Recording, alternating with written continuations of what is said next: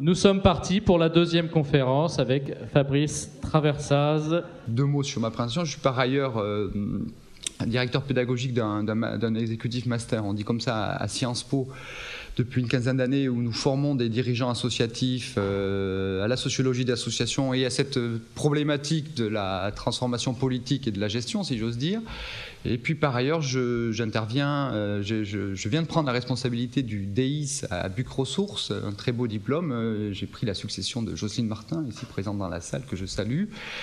Voilà, j'ai des activités de formateur en CAFDES, en CAFERVIS par ailleurs. Bon, bref, voilà, je sévis dans le secteur. Et j'ai commis un modeste ouvrage qui s'appelle La conduite du changement dans les associations, qui est paru chez Duno il y a longtemps, et qui est d'ailleurs épuisé. Et j'ai d'autres projets d'écriture, comme je vous l'indiquais, donc j'ai pas de bouquin à vendre sur la table là-bas, mais j'espère que j'en aurai très bientôt à vous proposer. Bon voilà, je suis formateur, chercheur, et puis par ailleurs j'ai une pratique d'intervention, c'est-à-dire que je suis héritier d'une sociologie professionnelle, on va dire, en tout cas qui a toujours eu le souci de mettre la sociologie au service de l'action. C'est mon père spirituel, Renaud Sansolieu, qui était dépositaire de cette vision, et donc on cherche à diffuser la sociologie bien sûr par la formation, mais aussi en s'autorisant à répondre à des questions plus opérationnelles. Vous savez, la plupart du temps, lorsque les sociologues sont convoqués dans vos scènes, ils font leur travail d'analyste, ils posent des diagnostics, ils s'inscrivent dans une démarche de dévoilement, une forme de vérité, et s'arrêtent souvent à cet état des lieux. Et alors même que très vite vos commanditaires nous demandent très souvent, ok, c'est bien beau, on a appris quelque chose, on s'est déplacé, mais maintenant comment on fait? Alors à cette demande du comment faire, eh bien, on s'autorise, nous, depuis une dizaine d'années, à intervenir dans des systèmes sociaux associatifs, à accompagner. Ça va de l'accompagnement à la rédaction d'un projet associatif, à l'accompagnement de la mise en œuvre de la loi 2002, et puis de plus en plus, hélas, je dois le dire, à des interventions dans des contextes de crise institutionnelle très, très marqués. Donc voilà d'où je parle. Hein. Je parle à la fois d'un travail de recherche, fondé sur des lectures théoriques évidemment et sur beaucoup de terrain, et puis par ailleurs aussi sur une pratique d'accompagnement au changement, de consultance si l'on veut. C'est-à-dire que voilà, on met aussi de temps en temps les mains dans le cambouis. Comme il a été dit plusieurs fois déjà ce matin, cette cohabitation entre des logiques bénévoles et militantes d'une part et professionnelles d'autre part, c'est à la fois probablement une force, mais ça peut être aussi potentiellement une source de faiblesse ou en tout cas de confusion. Très modestement, ce que je vous propose, c'est une forme de montée en généralité, c'est-à-dire d'essayer de se dégager ensemble provisoirement des problématiques qui sont afférentes au fonctionnement des associations œuvrant dans le champ du logement, pour s'intéresser aux associations gestionnaires de services en général, qu'elles œuvrent dans la protection judiciaire comme les sauvegardes, dans le champ du handicap comme l'UNAPI, la FEGAPI, que l'on pense à des grosses institutions, à des quasi-multinationales comme la Croix-Rouge française, l'APF ou le groupe SOS. Voilà, c'est plutôt ce type d'institutions sur lesquelles j'ai travaillé. Il m'est arrivé de faire des études dans le champ de l'hébergement. Je crois connaître à peu près, enfin je connais certains fonctionnements de CHRS par exemple, mais mon propos se situe plutôt à ce niveau général, et c'est d'une certaine manière très immodeste, parce que ça a été dit, et puis il faut quand même le préciser, toute généralisation est abusive à propos des dynamiques associatives. Elles ont beau être confrontées à des processus de rationalisation de plus en plus marqués qui visent en fait à homogénéiser leur fonctionnement, subsistent partout des spécificités quant à leur mode de gouvernance, quant à l'équilibre entre bénévolat et salariat, quant aux stratégies de professionnalisation ou leur abandon, etc. Donc pour autant, je vais m'essayer à cette affaire. Alors comment ? Je vais décliner mon propos en 3 temps. Dans un premier mouvement, je vous propose de reconstituer ce que pourrait être une forme pure de l'association, c'est-à-dire de vous présenter un idéal type associatif. Dans un deuxième temps, je vais montrer en quoi la mobilisation des associations dans le cadre de la construction de l'État social a contribué à transformer, voire à pervertir leur dynamique politique originelle. Cette mobilisation par l'état social de la dynamique associative s'est exercée, alors là je vais vraiment y aller vite, à travers 2 grands mouvements de rationalisation. Le premier, c'est dans l'histoire, les années 50, 60, avec un point d'orgue, qui sont les années 75, on peut dire que ça se poursuit, c'est par la création de professions, les professions du social, qui ont pour vocation finalement de poursuivre, mais autrement, l'œuvre originelle des militants de la première heure. Et c'est l'âge d'or aussi des professions du social, que peut-être certains d'entre vous ont connu, même si la salle m'apparaît relativement jeune d'âge. Et puis une deuxième vague de rationalisation dans laquelle nous sommes, vous êtes, et puis un petit peu moi aussi.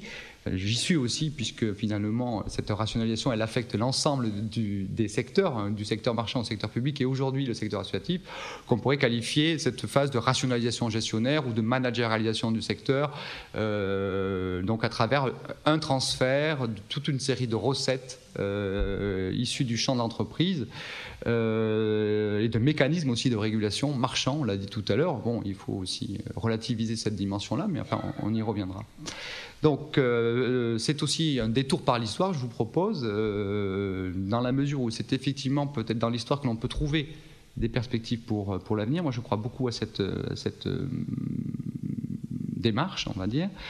Et dans un troisième temps, qui sera plutôt conclusif et ouvert, eh bien on essaiera ensemble de s'interroger sur ces transformations successives, sur ce qu'elles produisent sur les formes associatives, c'est-à-dire qu'elles donnent à voir aujourd'hui, ça a été dit, des associations qui sont pour le moins ambivalentes, puisque, ça a été dit juste avant moi, on peut, et on est en droit de s'interroger sur le fait de se demander jusqu'où les associations ne sont plus que des faunés associatifs, non d'associations que leur statut, et elles abriteraient, alors il y a différentes figures, au moins deux grandes figures, des bureaucraties ou des quasi-administrations ou des auxiliaires de services publics ou des appareils d'État finalement, d'une part, et puis d'autre part, c'est plus récent, des associations qui ressemblent furieusement à ce que moi j'avais analysé dans ma petite trajectoire professionnelle, à des entreprises comme les autres.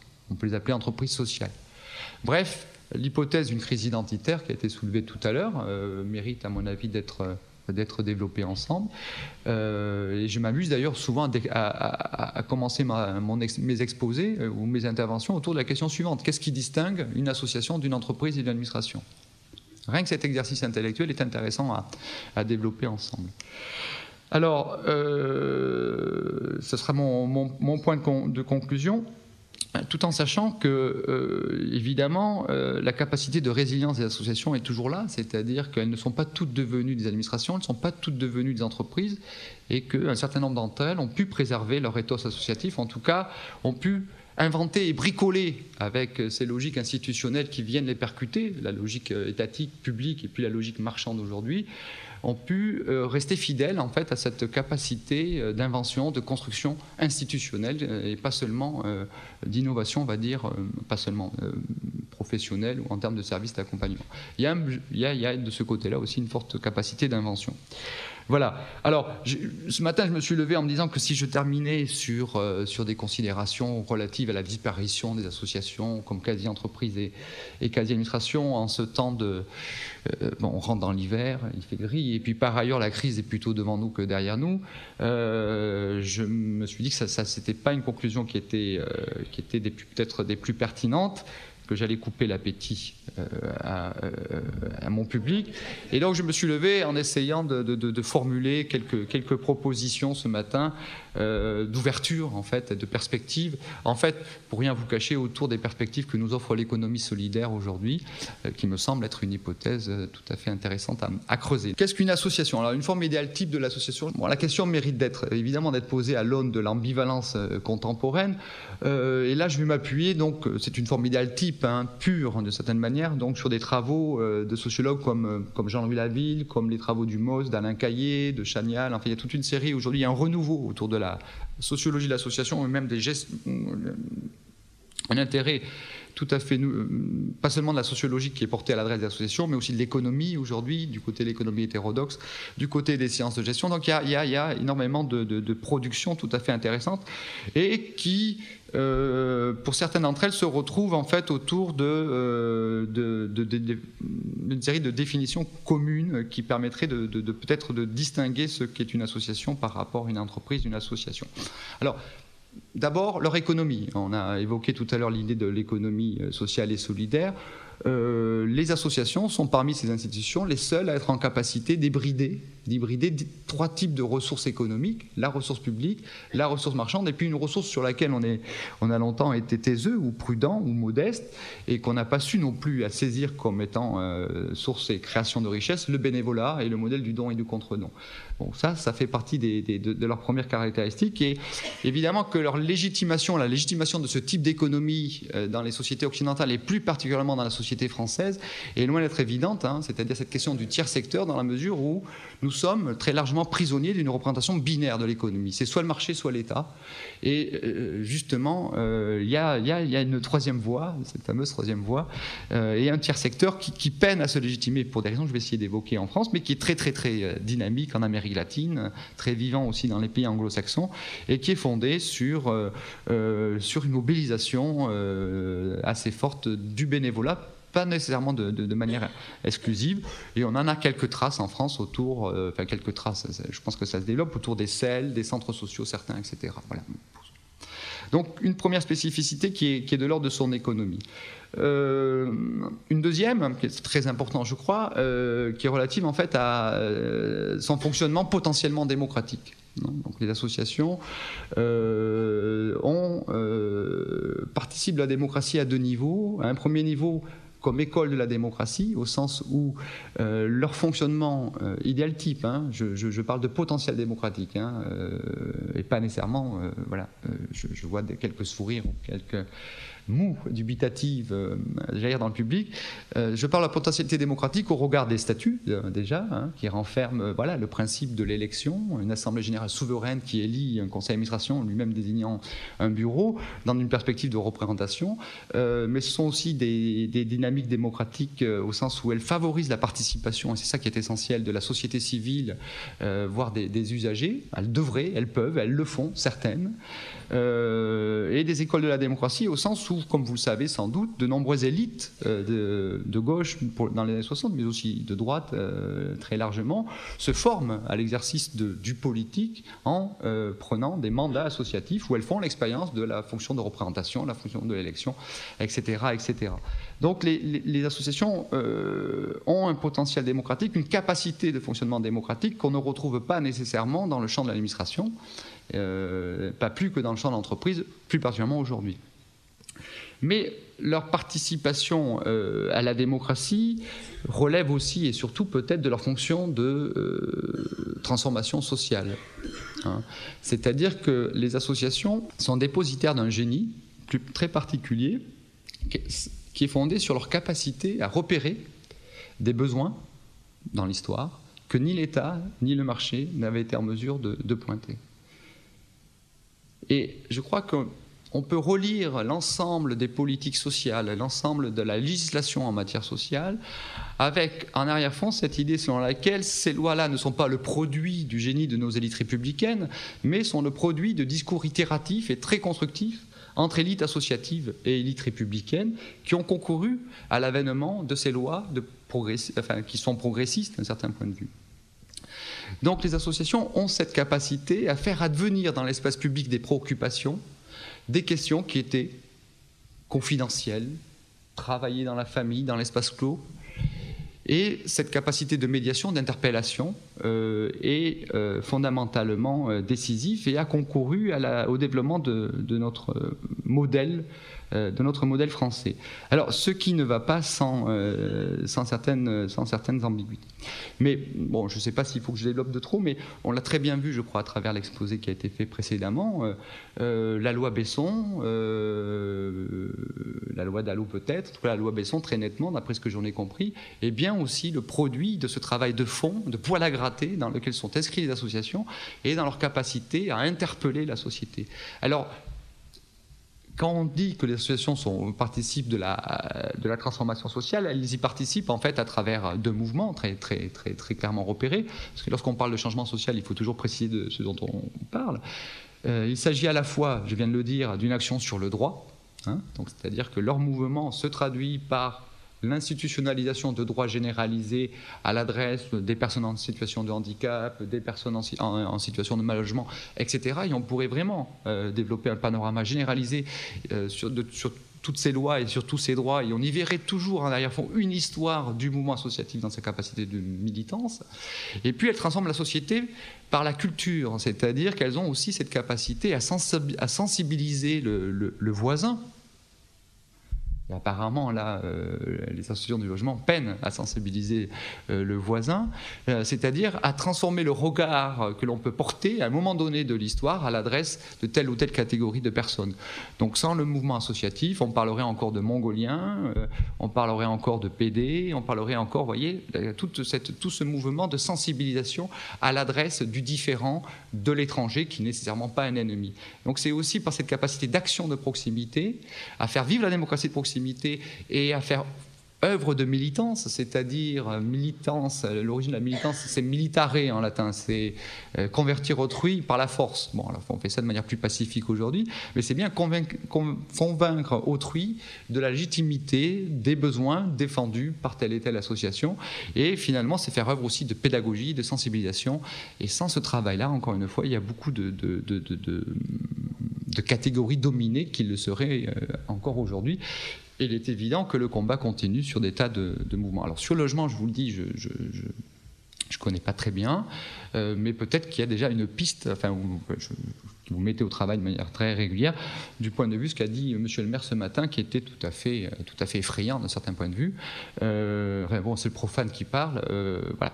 Mais on est face à une plasticité incroyable, c'est-à-dire qu'en même temps, les associations ont ce potentiel-là, mais il est évident qu'il y a des associations qui fonctionnent sur des régimes paternalistes, quasi dictatoriales dans certains cas, c'est des cas peut-être d'espèce, ou sur des formes de démocratie très fermée, sur le régime de la cooptation, et qui instruisent des rapports entre professionnels et bénévoles très variables. Hein. Donc ça, c'est toujours une réserve qu'il faut préciser. Les associations participent d'une double dimension politique.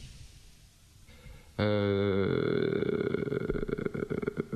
la fois, on va dire, au regard de leur capacité de transformation sociale, et puis d'autre part au regard du fait qu'elles concourent aussi à la mise en œuvre du service public. Alors cette double dimension du politique, elles ont respectivement été théorisées d'une part par Max Weber et d'autre part par Hannah Arendt, à qui un clin d'œil a été fait ce matin.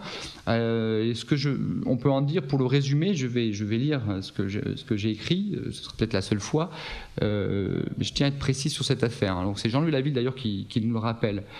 Il nous rappelle donc que la dynamique associative relève d'une tension entre deux registres du politique, si vous préférez, qu'on peut qualifier pour le premier de pouvoir communicationnel, cette activité de militant, cette activité de sensibilisation, cette activité de transformation, et de pouvoir administratif pour l'autre, c'est donc cette inscription de vos associations la plupart du temps dans le régime régalien. Alors, la première dimension politique de l'association, c'est sur celle-là que j'ai insisté jusqu'à présent, renvoie à sa capacité à participer à la vie de la cité à partir d'un projet qui a été déterminé par l'association, c'est-à-dire par la société civile, c'est-à-dire un projet déterminé par une liberté consentie des représentants de la société civile. Et Hannah Arendt nous dit que cette activité de mise en relation directe des hommes, c'est ce qui définit leur humanité. Donc les associations ont cette capacité à faire vivre un lien social de proximité des plus importants, surtout aujourd'hui en ces temps d'individualisme et de consumérisme. Alors, ça relève du politique, nous dit Arendt, dans la mesure où la promotion d'un projet par des individus, c'est-à-dire d'un bien commun, issu d'un débat démocratique, déborde de la sphère privée pour accéder à la sphère publique. Donc, tout le mouvement, il est là. Il y a une genèse où on est dans l'entre-soi, et puis progressivement, on prend la portée, et on est porteur d'un désir de transformation sociale. Ça, c'est un premier aspect. Évidemment, tout ce que je vous raconte, c'est avec l'idée de témoigner aujourd'hui de la vivacité de cet esprit associatif. Donc, si je précise mon propos, l'apport des associations à la démocratie, elle repose ici dans cette capacité des citoyens à définir eux-mêmes et par eux-mêmes les modalités de leur action et à construire un lieu d'échange, d'argumentation, à se construire comme un espace public autonome, si vous voulez, comme une micro-agora, comme un micro-parlement, hein, c'est-à-dire distinct des délibérations qui se déroulent dans le système marchand ou étatique. Il y a une spécificité là qui est très importante. Alors, je répète, il ne s'agit pas ici pour autant de prétendre que toute association a des objectifs politiques, hein, mais que chacune d'entre elles manifeste un pouvoir d'agir ensemble. C'est un point très, très important. Et puis par ailleurs, les associations, tout particulièrement en France, et donc là on va essayer de creuser la spécificité française, elles ne sont pas seulement des espaces de lieux de débat et d'élaboration, elles participent aussi à la mise en œuvre de services qui les font pénétrer de plein pied, hein, d'équipements, dans une autre dimension du politique qui est celle du système institutionnel ou celle du pouvoir administratif, si vous préférez. On va essayer de dégager ensemble les spécificités du modèle français. Parce qu'on est face à quelque chose de tout à fait épatant d'un certain point de vue, c'est que là où les associations anglo-saxonnes, par exemple, voire sud-américaines, n'ont de cesse que de préserver leur indépendance économique pour préserver leur indépendance politique, n'ont de cesse que de vouloir maîtriser jusqu'au bout leur destinée commune, leur capacité d'agir ensemble, leur capacité d'auto-organisation, on assiste en France à une histoire, à une tradition qui est tout à fait emblématique, où les mouvements associatifs, quelles que soient leurs origines la plupart du temps, vont être guidés par un souci d'interpellation de l'État, pour que celui-ci vienne d'une certaine manière pérenniser l'œuvre originelle. Alors, ça c'est tout à fait épatant. Et essayez-vous d'expliquer le modèle français à des étrangers, c'est très compliqué. C'est-à-dire comment expliquer qu'une activité de service public soit déléguée à des institutions privées, finalement, hein, ce qui est le cas français. Comment ? Alors là, voilà, ça participe du génie français. Ça génère beaucoup d'ambivalence et en même temps, il faut vraiment le reconnaître, et je le dis avec force, ça a aussi contribué à l'édification de ce modèle social français dont nous sommes à juste titre assez fiers, même s'il est aujourd'hui relativement menacé. Si on part du constat que de nombreuses initiatives associatives vont à un moment donné, du fait de la maturité, du fait notamment du succès de leur activité militante, intéresser l'État, ce dernier, lui, est confronté, ce dernier va réagir dans l'histoire de différentes manières face aux initiatives associatives. C'est ce que je fondais comme hypothèse. Et le premier mouvement qu'on peut repérer, c'est que dès lors qu'il est confronté par une initiative portée par les parents de Albi, par exemple, un mouvement parental, bon, je connais un peu mieux, sa question, ça va être de s'assurer que ce qui est porté par ce petit mouvement, cette petite association, relève bien des catégories de l'intérêt général, c'est-à-dire qu'elle entre bien en correspondance avec d'autres revendications parentales qui émergent dans les années 50, un peu partout en France, et qu'elle corresponde bien et qu'elle relève bien de cette catégorie de l'intérêt général. On remarquera en passant que seul l'État, finalement, dans notre tradition politique, est habilité à définir ce qu'est le bien commun, alors même que les associations le perdent, hein. Et il y a une forme de hiérarchie, si vous voulez, qui est à comprendre, mais là, je n'ai pas le temps de développer, mais vous connaissez cette histoire, vis-à-vis de cette défiance ancestrale que l'État français cultive à l'adresse de toute forme intermédiaire de régulation. Ça s'origine dans les idéaux de notre République. Rien ne doit entraver le lien sacré entre l'individu et l'État. Bon. Sauf que ce n'est pas gouvernable et ça ne fonctionne pas bien, et on le sait de plus en plus. Donc l'État, il est confronté à trois questions, on va dire très simplement. Jusqu'où ça relève de la catégorie générale, et puis ensuite, une fois qu'il est convaincu de la pertinence de cette initiative, ces questions vont relever des principes du service public, continuité, mutabilité, égalité. C'est-à-dire qu'il faut que je m'assure d'un moyen ou d'un autre que cette initiative portée par les parents d'Albi, je peux la généraliser à l'échelle de la France, en m'assurant d'une égalité d'accès aux services, et puis par ailleurs que ces services puissent s'inscrire dans la continuité, d'être ouverts 24 heures sur 24, si j'ose dire, en tout cas qu'il y ait une couverture du territoire, de l'espace et du temps, et puis mutabilité, c'est-à-dire que ces services puissent s'adapter à l'évolution des besoins. Alors, par rapport à cette problématique qui lie État et association, l'État, je le disais, va développer deux types de stratégies. Mais là, j'y vais vraiment à grands traits, parce que ça passe. Et son premier choix, ça va être de faire le pari des professions, c'est-à-dire de créer, de soutenir le développement des professions que vous représentez, celle du travail social, en déléguant aux professionnels du travail social la mise en œuvre et la mise en place d'un service public abrité par des institutions privées. Car l'hypothèse, qui est juste, et que l'on connaît à propos des professions, c'est qu'a priori, un professionnel va répondre à une demande de la même manière, quel que soit le climat sous lequel il évolue, et quel que soit le type d'institution, entre guillemets, dans laquelle il évolue. Et là, c'est un premier pari qui n'est pas nécessairement le bon, puisque, selon les traditions associatives, la capacité des professionnels à faire reconnaître leur légitimité, leur autonomie et leur pouvoir va être variable. C'est pour ça qu'encore aujourd'hui, être dirigeant à la Croix-Rouge n'est pas absolument pas comparable avec un dirigeant d'Espérer 95, par exemple. J'en fais une hypothèse comme ça. Bon. Alors, ce pari de la professionnalisation, il s'inscrit donc dans un premier mouvement de rationalisation, mais qui évidemment, vous l'avez deviné, pas comparable en tout cas lorsqu'on est professionnel, au mouvement de rationalisation contemporain, puisque finalement, il délègue avec force et autonomie le soin aux professionnels de poursuivre l'œuvre originelle, de la pérenniser, de la techniciser, sans pour autant penser à la manière dont les professionnels et les bénévoles de la première heure vont cohabiter, parce qu'ils ne s'autorisent toujours pas, et j'espère qu'il continuera, à légiférer sur les statuts associatifs. Donc va se jouer pour les professionnels au sein même de ces associations dans l'histoire, et je pense que ça continue, tout un travail visant à établir les fondements de leur légitimité, et qui va aussi passer par des luttes de pouvoir assez denses, et on le verra aussi, qui se traduit le plus souvent par un effritement, une érosion de la dynamique militante de la première heure, qui conviendrait peut-être de mieux explorer, de mieux comprendre au regard des enjeux contemporains.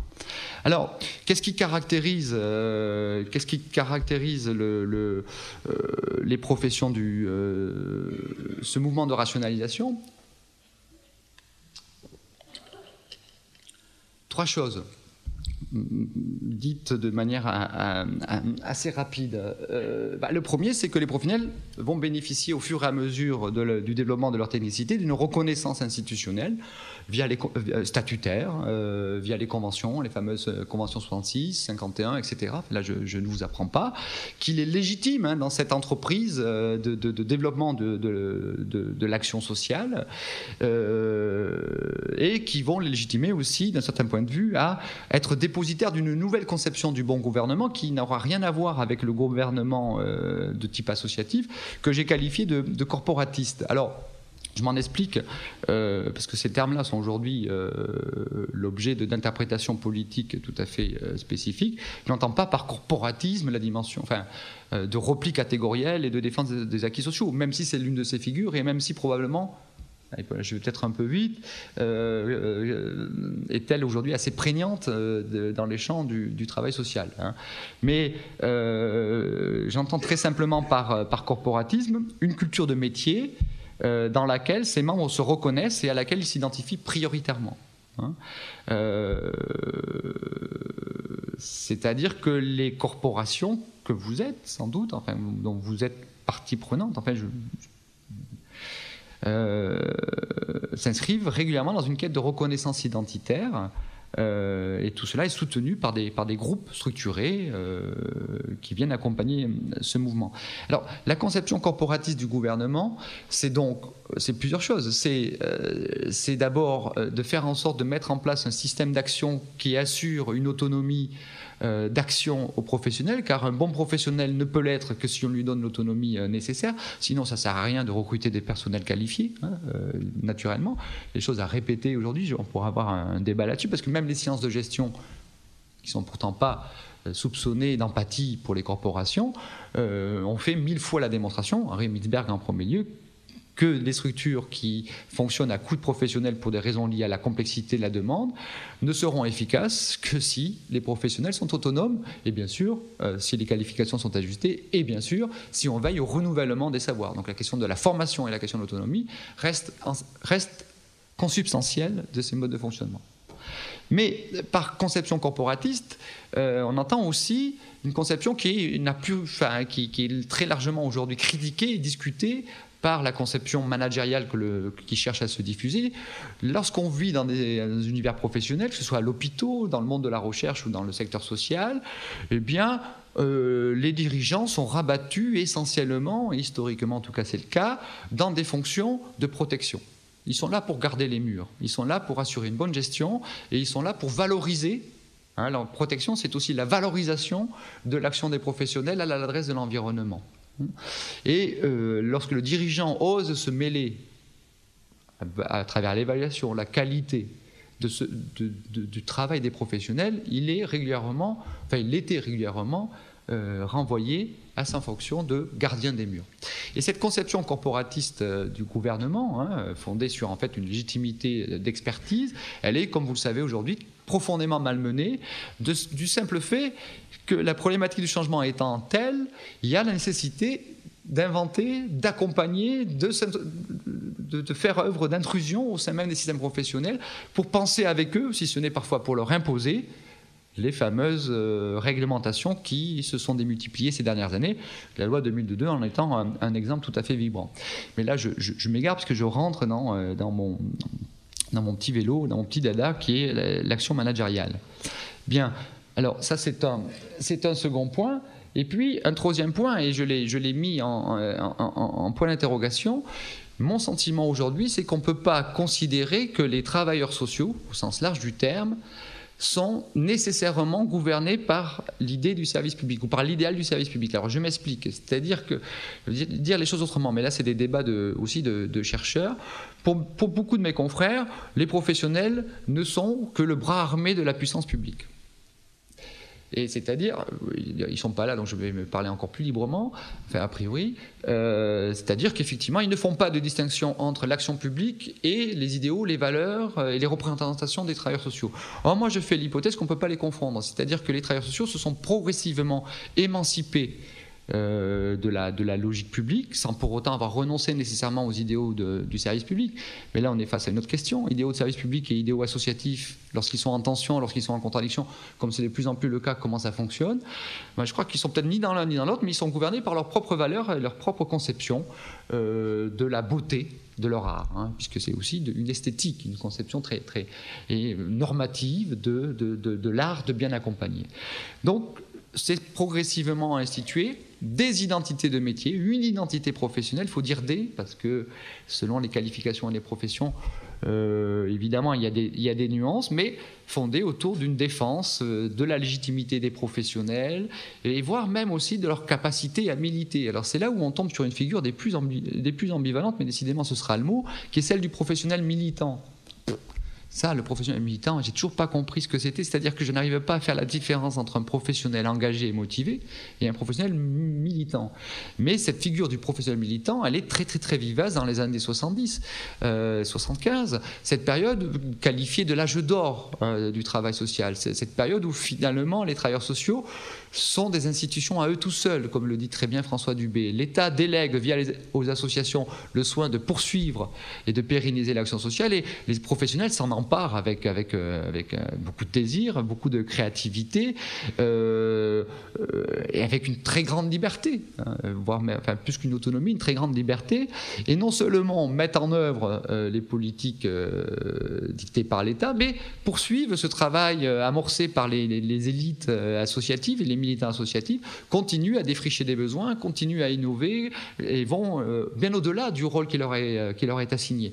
Dans une perspective de création de la société parfaite. Ça aussi c'est très important. Ça a été dit, dans les années 70, on a l'impression que les travailleurs sociaux sont les héros de la modernité. Ils sont là pour intégrer les derniers loupards, pour intégrer les derniers désaffiliés dans une société dont on pense, au compte aux années 70, qu'elle devient de plus en plus intégrative et de plus en plus harmonieuse et structurée. Et puis patatrac, la nouvelle question sociale qui va porter un coup redoutable à l'imaginaire du travail social, et puis par ailleurs qui va porter un coup redoutable aux dynamiques associatives, puisqu'il va y avoir d'autres stratégies d'instrumentalisation des dynamiques associatives et par là même des travailleurs sociaux qui vont se mettre en œuvre. C'est très important d'avoir ça en tête, je crois, lorsqu'on parle de crise d'identité, de l'association et du travail social. Il y a, je crois, un cap voire un gouffre, entre cette figure du travailleur social. J'ai des tas de récits de dirigeants qui me racontent ces périodes, pas la larme à l'œil, mais enfin pas loin, me disant, mais nous, à cette époque, on voyait un nouveau besoin, un camp de boat people qui s'est installé près de la sauvegarde d'Agen, c'est un exemple que j'ai en tête. Sauvegarde d'Agen, dans le secteur socio-judiciaire, elle n'a rien à faire avec, a priori, les boat people, hein, mais le mouvement naturel des travailleurs sociaux, c'est d'aller au-devant de ces catégories et d'initier des services d'intégration scolaire, accès à l'emploi, etc., sans que personne ne leur ait rien demandé. Sauf que, me disent ces dirigeants, on savait qu'à la fin de l'année, il suffisait d'aller toquer aux portes de la mairie, il n'est pas là, c'est dommage, ou de l'État, et on venait pérenniser cette initiative sans nécessairement passer par des démarches d'accréditation, etc., etc., etc. Donc, si vous voulez, le travail social à l'époque est équipé d'une identité d'innovant. C'est un innovateur social qui n'a ni Dieu ni maître, si ce n'est sa profession, pour faire très rapide. Et puis, aujourd'hui, on voit bien que le mouvement, et je vais essayer de vous l'expliquer, même si vous le connaissez mieux que moi, est absolument inverse. C'est-à-dire que la dialectique de l'innovation sociale s'est renversée. L'innovation sociale, c'était du bottom-up, hein, pour parler un peu management, c'est-à-dire c'était des initiatives qui partaient du bas et qui étaient instituées par le haut. Puis aujourd'hui, l'État a renversé ce rapport-là à coup d'appel d'offres, et vient mobiliser les associations et les travailleurs sociaux dans des fonctions d'opérateurs qui doivent se positionner dans des cases, des agréments, des accréditations, des modes de financement tout à fait spécifiques, et sont rabattus non plus sur une fonction d'innovation, mais sur une fonction d'agent. Il est évident que d'un point de vue subjectif, identitaire, du point de vue du sens que l'on donne à son travail, c'est pas du tout la même chose. Et puis surtout du point de vue des formes de reconnaissance symbolique de la société à l'adresse du travail social.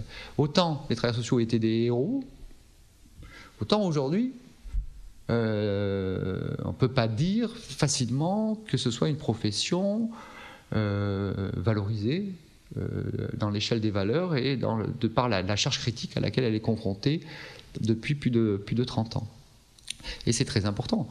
Hein, du point de vue aussi de la dynamique de professionnalisation. Une dernière précision, c'est que tout ce mouvement-là va se traduire par une course à la qualification, par un renforcement des formations, par un étayage des savoirs, par une ouverture pluridisciplinaire, par l'ambition même faite au centre, aux IRTS, de produire de la recherche et de produire une science de travail social.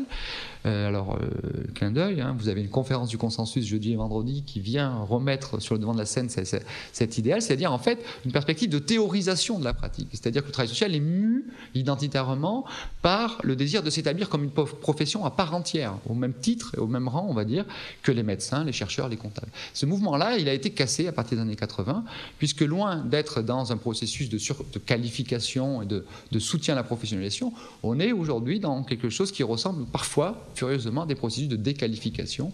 Et en tout cas, ce mouvement de professionnalisation a été arrêté et s'est stoppé pour des tas de raisons qu'il conviendrait à indiquer. Cette troisième vague de rationalisation que j'ai qualifiée de gestionnaire et qui se décline sur plusieurs points. Alors,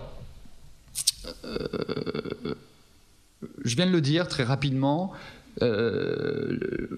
exister finalement, si le partenariat existait, c'est-à-dire une capacité en fait à traiter de manière égalitaire entre institutions, il a existé plus probablement et plus sûrement dans les années 50-60 entre associations et État qu'aujourd'hui. Pourtant, on n'a jamais autant parlé de partenariat aujourd'hui, et je suis Michel Chauvière là-dessus pour parler d'une forme de néo-partenariat qui n'en est pas vraiment un. Pour qualifier ce mouvement d'instrumentalisation, on va dire, des dynamiques associatives. Je ne développe pas de trop. Ça, c'est un premier point. Donc, à travers la mise en œuvre de toute une série de dispositifs de régulation, en même temps, qui sont aussi ambigus, parce qu'il y a, si on pense au CEPOM peut-être, aux schémas départementaux, enfin, il y a aussi toute une série de dispositifs où effectivement l'État vient mobiliser les associations pour concourir à la co-construction du service et la définition du territoire. Et là, il faut être là, ça devient très compliqué. Pourquoi ? Parce que moi, d'après mes travaux, selon la qualité des rapports entre associations et institutions publiques, on a parfois un véritable partenariat et parfois on est dans des logiques déguisées d'instrumentalisation. ça dépend des régions, et je pense que la décentralisation concourt à la différenciation aujourd'hui de ces co-constructions. Ça, c'est un premier point. Deuxième point, je ne vais pas revenir sur le journée de la notion, mais aujourd'hui, vous le savez, qualité, évaluation, reporting, GPEC, management, etc., etc. Il y a tout un nouveau langage, tout un processus de transfert institutionnel qui vient affecter le secteur, qui se traduit très, très clairement, je vois bien en CAFDES ou ailleurs, par de nouveaux profils de dirigeants, de nouveaux profils, oui, de cadres, qui, de par leur parcours en sciences de gestion, sont devenus aujourd'hui des profils tout à fait privilégiés, voire favorisés dans le recrutement pour certaines associations. Et ces gars-là, enfin ces personnes-là, pardonnez-moi, sont supposés conduire la modernité, c'est-à-dire rationaliser enfin des corporations qui se sont jamais souciées de l'extérieur et surtout qui ne se sont jamais souciés de la question économique, de la question de leur rentabilité. Et donc là, il y a une forme de tentative de transfert et de mise au pas à travers la mobilisation de toute une série d'outils et de principes qui ont été construits et forgés dans d'autres sphères, la sphère marchande et la sphère de l'entreprise. La notion de gouvernance, de ce point de vue-là, est tout à fait emblématique de ce processus-là. La notion de gouvernance, de corporate governance, a été établie dans le champ des entreprises et autour de la nécessité faite à un moment donné, c'est des diagnostics qu'il posait, de discipliner le comportement des managers dans la mesure où ces managers ne prenaient pas nécessairement des décisions orientées autour de la création de valeur pour l'actionnaire. Donc tout un instrument de discipline, hein, c'est qualifié comme ça. A été mise en œuvre dans l'entreprise. Aujourd'hui, cette notion-là, transférée dans le champ des associations, elle pose au moins deux petites questions. Quel est le diagnostic qui fonde la nécessité de discipliner, de contrôler, de verrouiller le comportement des managers et plus largement des travailleurs sociaux? Ce diagnostic, à ma connaissance, n'est pas établi, mais enfin on le devine. Manque de visibilité, ce qui est vrai. Manque de transparence, c'est un peu vrai. Donc, manque de visibilité quant à la manière dont les ressources publiques sont allouées et dépensées, d'où tout cet enjeu qui vous est fait d'être en capacité de rendre compte de manière la plus transparente possible et de répondre à cette question qui est impossible d'un certain point de vue. C'est le mien en tout cas, qu'est-ce qu'un accompagnement social performant ou réussi? Alors, si en plus vous prenez les pieds dans le tapis, que vous mobilisez des critères marchands pour penser cette question, ça va être délicat. Donc toute la nécessité sans doute aussi de proposer une autre définition de la performance, une définition qui se rendrait compte de l'activité qui ne serait réduite à être une activité industrielle qui est la vôtre, autour de la notion d'utilité sociale, qui est une notion, je trouve, très, très intéressante et peut-être plus ajustée à vos spécificités. Bon. Alors, cette rencontre entre le management et le corporatisme, elle produit aujourd'hui différentes figures. Et c'est là où il faut être donc très, très prudent et surtout pas généraliser. Il y a des crises manifestes, hein, je vous le disais, il y a des crises manifestes, il y a des conflits idéologiques et des conflits culturels majeurs aujourd'hui qui opposent les corporations ancestrales aux démarches de rationalisation gestionnaire. Il y a une rencontre qui ne se fait pas pour des raisons culturelles et idéologiques, c'est vrai. Ailleurs, les corporations, les associations ont pu peut-être mieux résister que d'autres et ont préservé une capacité à reproduire leur propre ordre en développant des stratégies d'ajustement formel à ces politiques de rationalisation. Démarche qualité, par exemple, moi je connais des tas d'institutions qui se sont débrouillées effectivement pour la mettre en place de manière formelle. On a demandé, ou la loi 2002, mais je connais une institution par exemple de 3000 salariés où tous les livrets d'accueil ont été faits par le siège. Hein. Avec l'idée de se mettre en conformité par rapport à l'environnement, mais ne surtout pas toucher aux équilibres des établissements. Mais voilà, dans la mesure où les contrôles ne sont pas nécessairement très, très, très poussés, ils veulent de la qualité, on leur fait de la qualité. Ils veulent de l'évaluation, on fait de l'évaluation. On prend des normes ISO 9002, des choses qui donnent confiance, et puis on continue de fonctionner comme avant. Donc ça n'a pas toujours eu l'effet nécessaire. Les phénomènes de crise sont liés au phénomène de bureaucratisation qu'instruisent ces processus et ces démarches. Et sans doute que l'horizon bureaucratique est le pire des horizons si on réfléchit au secteur. Bon, Mais ailleurs, cette inventivité, cette capacité à hybrider, cette capacité à co-construire est repérable. Et c'est ce que Florence induisait, je crois. Il ne faut surtout pas opposer ces techniques de management à la corporation. Il faut penser leur rencontre et leur ajustement au regard des spécificités culturelles. Dit autrement, c'est là où mon propos devient difficile. Derrière ces démarches-là, derrière ce processus de transfert-là, il y a quand même aussi une transformation, comme dit très bien Robert Laffort, du droit. Le droit est de moins en moins substantif et de plus en plus procédural, nous dit-il. Ça veut dire quoi? Ça veut dire que des obligations sont faites aux associations de penser l'évaluation, de penser la qualité, mais en leur laissant une autonomie d'interprétation et de construction. Et dans les cas où la qualité et l'évaluation a été pensée sur ce registre, qu'est-ce que ça a permis de faire? De renouer avec l'idéal de la professionnalisation, voire de l'étayer et de le soutenir. Donc il ne faut surtout pas opposer, comme ça se fait trop souvent, ces techniques managériales avec les idéaux de la professionnalisation. Tout est question de stratégie en termes de conduite du changement. Bien. Donc plusieurs figures, de par ce que j'observe dans ces rencontres-là, qui vont de la crise à la reproduction et à l'invention ou à la modernisation. C'est pas un très joli terme, en tout cas c'est repérable. Un quatrième point, rapidement, c'est l'une des conséquences très très notables de ces processus de rationalisation gestionnaire, et ça a été évoqué en introduction autour de cette idée de l'assiette financière et de la question de l'effet de taille. Effectivement, on assiste de plus en plus, via les regroupements, Jean-Pierre Hardy nous a dit qu'il n'en fallait plus que 3 000 au lieu de 30 000, on assiste de plus en plus à des stratégies de croissance extravertie dans le champ des associations. Alors c'est curieux, ça a été mon premier objet de recherche, c'était les processus de fusion dans le champ des entreprises. Donc je suis assez content, de voir que ce premier amour me rattrape aujourd'hui à propos des associations. Ce que moi j'avais constaté dans le champ des entreprises, d'ailleurs je ne suis pas le seul, d'autres officines le posent de diagnostic, c'est que 2 fusions sur 3 ne créent pas de valeur pour l'actionnaire aujourd'hui dans le champ d'entreprise.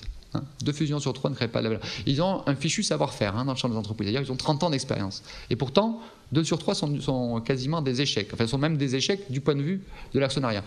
C'est une énigme assez folle, puisque les entreprises ne cessent de se développer sur ce régime-là, et alors même qu'elles se cassent la plupart du temps la figure. Et puis, boum, on vous demande à vous aussi de vivre les affres et les bonheurs, parfois, des fusions, acquisitions ou des rapprochements, etc. Il y a des tas de constructions tout à fait intéressantes, ce qui génère des effets de taille tout à fait importants. Et là, effectivement, ça pose pas mal de questions, au moins 2. Henri Milsberg, Sciences de gestion, nous a montré que les stratégies de fusion d'acquisition de croissance extravertie finissent inexorablement par créer du clonage bureaucratique. C'est-à-dire qu'on a beau vouloir acheter une petite pépite dont on sait que les ressources sociales sont fondées sur l'ajustement mutuel, sur la flexibilité, inexorablement, les problématiques de contrôle du siège sur les filiales vont finir par les standardiser, les homogénéiser. Bon. Deuxièmement, évidemment, deuxième remarque, les stratégies de développement structurel font apparaître un 3e niveau de régulation et un 3e contre-pouvoir ou une troisième prétention normative qui vient se lever entre les militants associatifs et les travailleurs sociaux dont je parlais tout à l'heure, les sièges, les technostructures, qui sont souvent le lieu où cette culture néolibérale, du management néolibéral, est diffusée et redéployée. Et avec des mécanismes de centralisation parfois qui sont, je le disais tout à l'heure en introduction, contre-productifs. Bien. Alors, moi, j'ai qu'une question sur cette dimension-là. C'est, si on veut bien m'exonérer du discours du croître ou mourir, qu'est-ce qui justifie ces stratégies de croissance? Où est-ce qu'il est inscrit dans les projets associatifs que les associations ont pour vocation à devenir de vastes mastodontes, compte tenu des contraintes de fonctionnement très très fortes que cela fait peser sur elles? On se rend compte d'ailleurs aujourd'hui que les rapprochements coûtent beaucoup plus cher qu'on ne le pensait. On sait bien que l'idée, c'est de la mutualisation, la réduction des coûts, mais on se rend compte aussi que ça coûte finalement beaucoup plus cher qu'on ne le pensait. Donc bon, là, je vous renvoie une question à la salle. Qu'est-ce qui justifie ces croissances? En tout cas, on voit bien que ça obéit à d'autres principes que des principes qui seraient affichés dans un projet associatif au regard des perspectives originelles. Pour conclure, ou presque, tout ce que je vous ai raconté, c'est vrai que c'est un peu bête, j'aurais pu le faire à partir de cette simple diapo, donc, puisque là je m'appuie sur les travaux d'Albert Meister, qui est un vieux, il est de notre monde, un sociologue suisse, qui, entre autres travaux, a mené les siens sur les castors, et qui a développé la thèse suivante, une forme de loi des reins du développement des organisations politiques. Elle s'adresse autant aux syndicats, d'ailleurs, aux partis qu'aux associations. Il nous dit, en fait, il y a 3 temps. Il y a 3 temps dans le développement d'une association. Le premier temps, c'est le temps de l'ébullition de l'inventivité politique, et où les individus accordent une importance plus particulière à la prise de parole, à la participation et au fonctionnement démocratique, et où toute l'action est gouvernée par ce travail de sensibilisation de la société, hein, c'est ce premier mouvement, et où la question de la gestion est parfois rejetée par principe, parce qu'on sait par avance qu'elle va pervertir, coloniser le fonctionnement, et que les associations n'ont pas vocation à gérer. D'ailleurs, les associations ont-elles vocation à gérer? C'est une question qu'on peut tout à fait poser. Beaucoup de sociologues disent non, surtout pas, ça les pervertit, c'est pas la forme idoine. Bien, on est dans ce premier temps, et puis je vous le disais, le mouvement fait que plus le projet est pertinent, plus les militants sont convaincants, à un moment donné, l'État va s'y intéresser et va demander, va s'inscrire dans le mouvement que j'ai décrit. L'une des autres grandes caractéristiques du fait associatif, je suis passé très vite tout à l'heure, c'est que non seulement elles ont une capacité à faire apparaître des besoins, mais elles ont eu aussi une capacité à développer des réponses, hein, dans le même mouvement. Souvent à partir du bénévolat, etc. Si vous voulez, les associations, ce sont des incubateurs de l'innovation. Leur plasticité, leur forme, c'est tout à fait épatant. Donc là, c'est une vertu, est tout à fait ajustée à ce travail d'expérimentation, d'innovation qui est tant valorisé. Mais dans ce premier stade du développement, la question de l'intendance, la question de la gestion, la question de la mise en œuvre est totalement subordonnée à la question du projet politique. Et puis progressivement, voilà, c'est la seconde phase, l'État reconnaît, arrive dans les associations, donc ces petits triangles noirs, seconde phase, des professionnels, ce qui crée la plupart du temps une scission entre le niveau politique et le niveau professionnel. Et tout le défi fait aux associations, c'est de parvenir à fonctionner sur leurs 2 jambes, si j'ose dire. Et dans certains cas, c'est le grand écart, ou alors on a surtout une crise de militantisme, car effectivement, ça c'est quasi statistique. À partir du moment où une association est reconnue d'utilité publique, entre guillemets, ça se traduit nécessairement par une perte en termes d'adhésion et de militantisme. Évidemment, quelles sont les raisons de se battre à partir du moment où l'État se propose de prendre en charge notre combat? Premier facteur. Et alors, si on était logique, s'il y avait une logique, le raisonnement consisterait à se dire, mais alors pourquoi, dans ce cas-là, les associations perdurent? À partir du moment où elles ont rempli leur fonction de poil à gratter, pourquoi leur attribue-t-on une fonction de gestion? Ça fait partie des questions non réglées qui sont, je ne sais pas jusqu'où elles sont un problème d'ailleurs, hein, mais en tout cas ça fait partie de cette ambivalence. Et puis inexorablement, les préoccupations de gestion finissent par coloniser l'espace public des débats. De quoi on parle dans les conseils d'administration que je fréquente?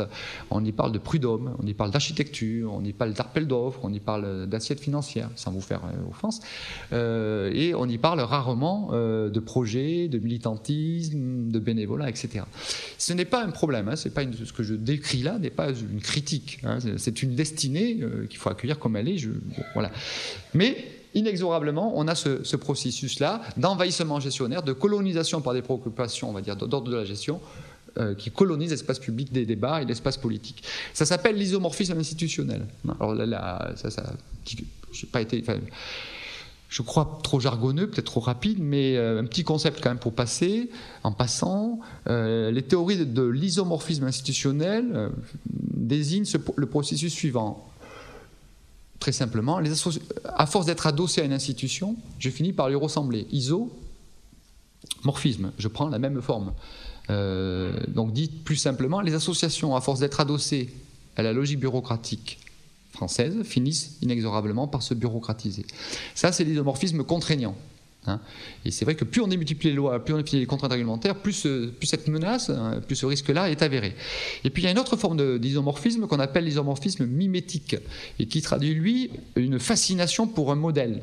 Et aujourd'hui, je constate que nombre d'associations sont fascinées par le monde de l'entreprise, à qui elles attribuent les vertus de la modernité, de l'efficacité, de la gestion, sans pour autant avoir pensé suffisamment leur articulation avec un héritage associatif d'une part et un héritage corporatiste d'autre part, dont le mélange ne va pas de soi. Bon, effectivement, les perspectives, je ne vais pas les développer. Je pense que c'est pas mon rôle en fait. Je suis toujours très mal à l'aise avec ça. Je pense qu'il faut bien distinguer ce qui peut relever d'un travail d'analyse, d'un travail plus politique. Je ne pense pas que les savants aient nécessairement à se mêler de ces choses-là. Bon, ça, c'est des vieux débats chez nous. En tout cas, ce qu'on peut dire aujourd'hui, c'est qu'il y a deux pistes qui sont constituées de la dynamique associative, qui sont économiques et politiques. C'est-à-dire qu'il faut sans doute pouvoir penser à nouveau frais la question de l'hybridation économique de vos institutions et d'accueillir, non pas avec effroi, mais avec des perspectives d'émancipation, l'idée, par exemple, de se confronter, je ne vous apprends rien et vous le faites très sans doute, à l'économie marchande et ne pas avoir peur de développer vos services dans une économie qui est peut-être difficile, mais sur laquelle le secteur associatif, du fait de sa culture de l'innovation et d'autres spécificités méritoires, a toutes ses chances aussi de relever le défi. D'ailleurs, on le voit. C'est aussi évidemment le bénévolat et la place qui lui est accordée et les formes de mobilisation qui peuvent être faites à leur endroit. Elles ont longtemps été ignorées. Enfin, on s'intéresse à nouveau au bénévolat depuis peu, hein, mais on pensait encore une fois que la professionnalisation suffirait. Et puis, par ailleurs, évidemment, c'est du côté de la légitimité démocratique des associations qu'il y a des tas de choses à penser et à faire vivre. Que ce soit, et ça, il y a une vraie tradition, et je trouve d'ailleurs qu'il y a des points communs. Il y a une culture de la démocratie corporatiste qui fait écho à une culture démocratique de type associatif, enfin, sur lesquelles, en tout cas, la capacité de débat, de confrontation, le goût pour la controverse, tout ça fait partie des caractéristiques que je ne retrouve pas dans l'entreprise ni dans l'administration, je peux vous l'assurer. Et donc c'est autour effectivement non seulement de faire vivre cette participation interne à l'intérieur de vos institutions du point de vue de la gouvernance associative, mais c'est aussi, comme c'est fait aujourd'hui à travers cet espace-là, de mobiliser tous les espaces publics à votre disposition pour porter une parole, pour interpeller et pour ne jamais lâcher cette dimension d'interpellation de la société, c'est une fonction de poil à gratter de l'État dans une perspective de négociation. Je n'ai pas un discours révolutionnaire. Hein, voilà. Évidemment, ça a été dit, et je crois que c'est le rôle d'ailleurs d'IDL, de faire en sorte de fédérer un certain nombre d'associations autour des réflexions relatives liées au projet, au perfectionnement des métiers et des services rendus, etc. Bon, voilà quelques pistes, mais vraiment lâchées à la volée, qui ne sont pas des utopies, hein, puisque aujourd'hui, très concrètement, on voit des tas d'associations, plutôt d'ailleurs de petite taille, verser très fortement dans ce scénario-là, et être, c'est ça qui est très épatant d'un certain point de vue, que ce soit à Bordeaux ou à Nice, c'est les deux derniers terrains que j'ai fait, être très très favorablement bien vu par l'environnement régional, qu'il soit politique, économique, etc. Et soutenu dans cette œuvre-là. Donc ça, c'est tout à fait épatant. C'est-à-dire que je crois qu'on est au temps où s'amorce une première distance critique par rapport aux effets pervers et d'une surgestionalisation des associations, je l'espère, et aux effets pervers aussi de la course à l'effet de taille. Hein. Bon. Alors, je vais m'arrêter là. Tant pis pour tout ce que j'ai pu écrire par ailleurs, j'avais qu'à faire plus court. Bon, peut-être quand même, je voulais, c'est peut-être pour lancer le débat, quoi, mais là, ouais, bon, j'arrête. C'est 15, là, c'est ça.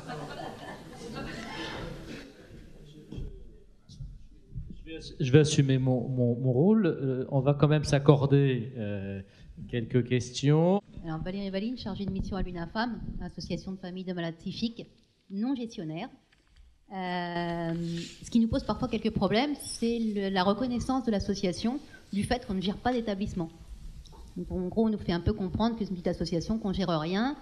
Et par rapport à certaines institutions, notamment sur les subventions, on n'a pas Voilà, on ne va pas mettre 50 salariés à la porte, donc finalement, que l'association soit là ou pas, est-ce que ça dérange? Bon, par contre, le point positif, c'est que quand on revendique quelque chose, on sait que ce n'est pas parce qu'on a un établissement et que c'est vraiment pour nos militants. Et est-ce que ces associations non gestionnaires, parce qu'on nous pousse de plus en plus à aller vers la gestion d'établissement, est-ce que ces associations non gestionnaires ne sont pas amenées à disparaître? Peut-être vous proposer, comme il y a groupir les questions, comme ça vous pourrez... Il y a monsieur qui veut poser une question. Levez bien le bras pour qu'on puisse vous identifier.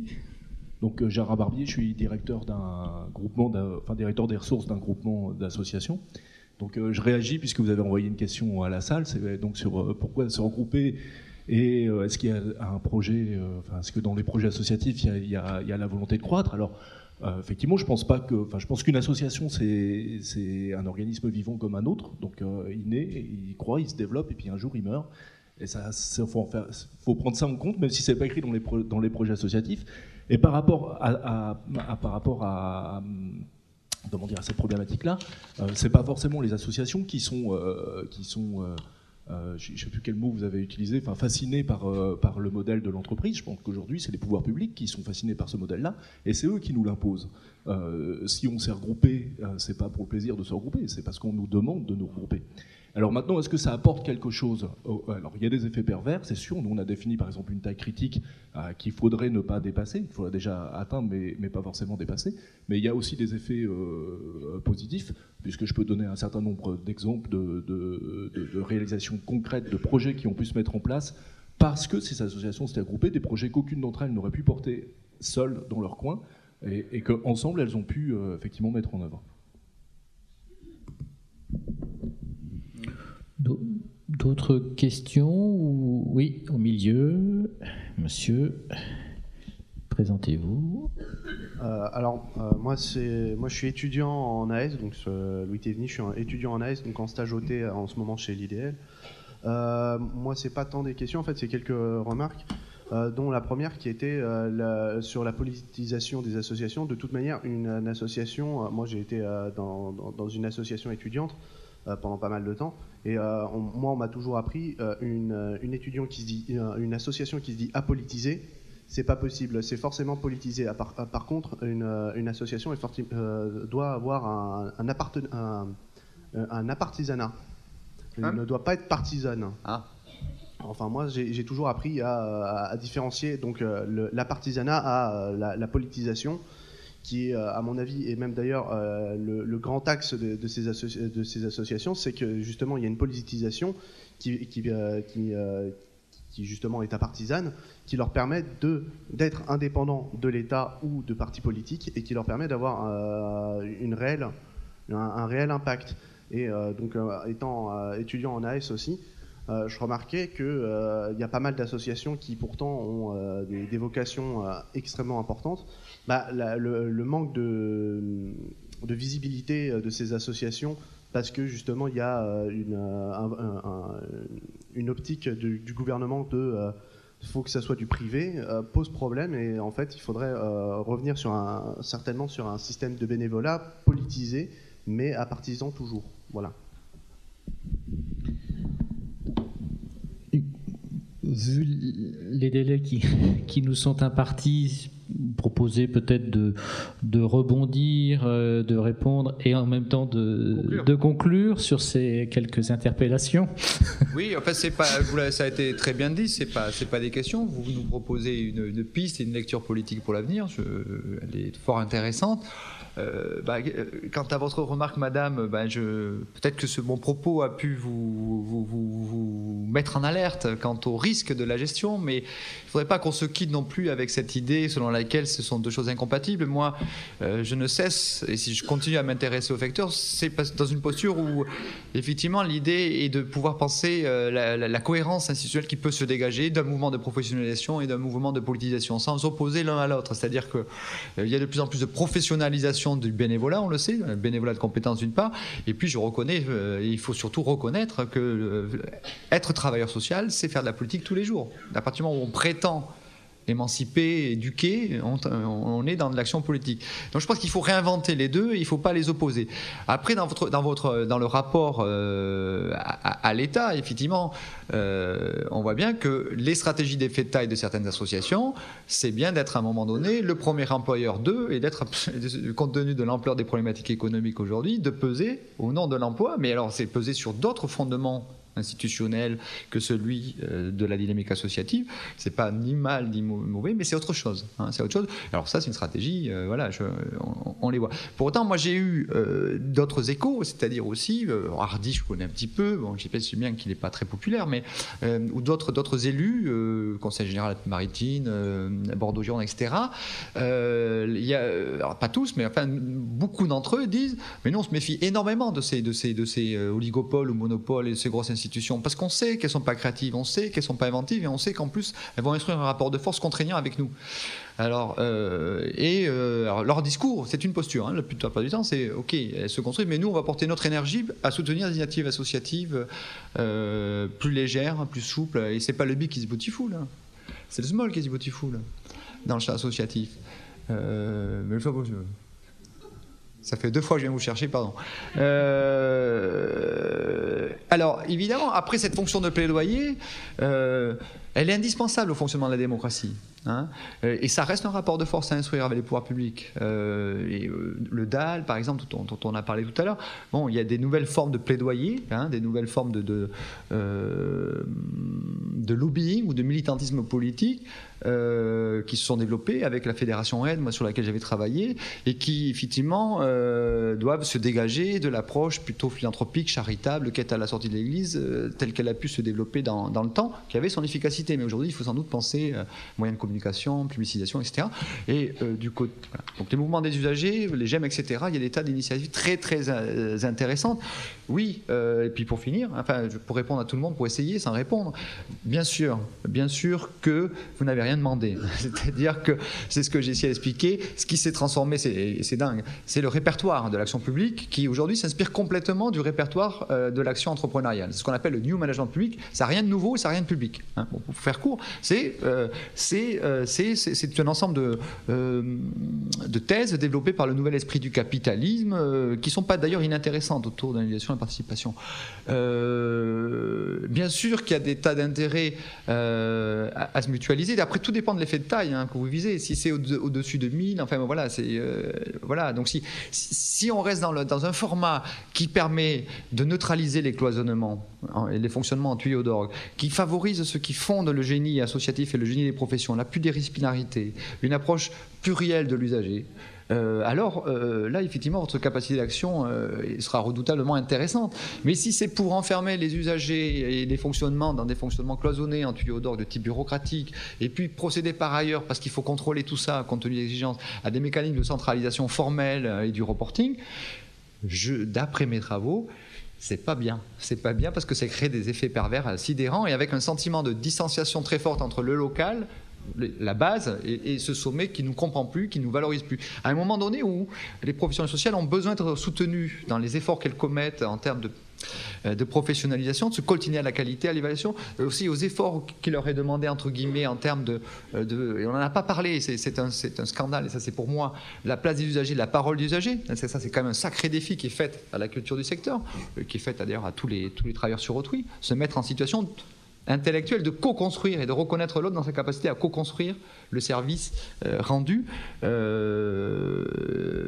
ben voilà, quelques remarques. Je ne vous réponds pas, je suis d'accord avec ce que vous dites. Encore une fois, c'est une question d'effet et surtout de stratégie et de positionnement du siège. Enfin, bon, voilà. Si c'est un siège classique centralisateur, en revanche, si c'est un siège qui se positionne comme un pôle ressource, c'est-à-dire dont les savoirs et les compétences sont mis au service de la professionnalisation, alors ça crée des effets très intéressants parce que ça valorise ce qui est fait, ça permet de mieux expliquer ce qu'on fait, ça permet de mieux défendre la dimension d'utilité sociale à l'adresse de l'environnement, ça valorise par ailleurs les travailleurs sociaux et ça renoue aussi parfois avec une capacité à innover, à inventer et à redynamiser des fonctionnements qui ont pu se routiniser, qui ont pu s'abîmer dans des fonctionnements communautaires assez régressifs et qui, c'est vrai, n'avaient pas été assez discutés jusqu'à présent. L'une des grandes vertus de tout ce qui se passe là, s'il y en a une, c'est que ça réouvre un petit peu l'espace de débat et ça donne une visibilité, contrainte ou pas, à un secteur qui s'est longtemps, qui à un moment donné s'est enfermé dans ses murs, hein, d'un certain point de vue. Je pense au bénévolat, je pense aux professions du social.